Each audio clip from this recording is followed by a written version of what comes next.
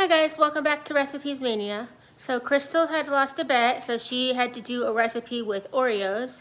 So today we are making her recipe called Party in My Mouth Cake. Alright, so we're starting with our cake mix. Today we have a Betty Crocker Super Moist Cake Mix in vanilla. So we've added that to our bowl and we're going to make that up according to package directions. Alright, so our batter is mixed up and Krystal is going to give us our next direction. Okay, you see those crushed up Oreos? Yeah. They had chocolate cream inside. Yeah, we use dark chocolate Oreos. We use the whole pack in the food processor and crushed them up.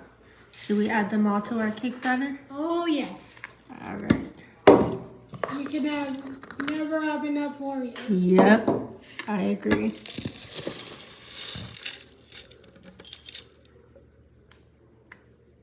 Alright, so we've got our Oreos all mixed in. This is looking so good. It looks like cookies and cream ice cream, actually, one of my favorites.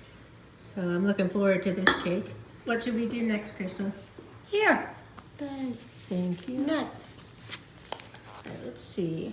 Some slivered almonds. Something my mom can't have, but I love. Alright, how much should you use? All of it. All of it? You can never have too many nuts. Yep. We're gonna get those mixed in.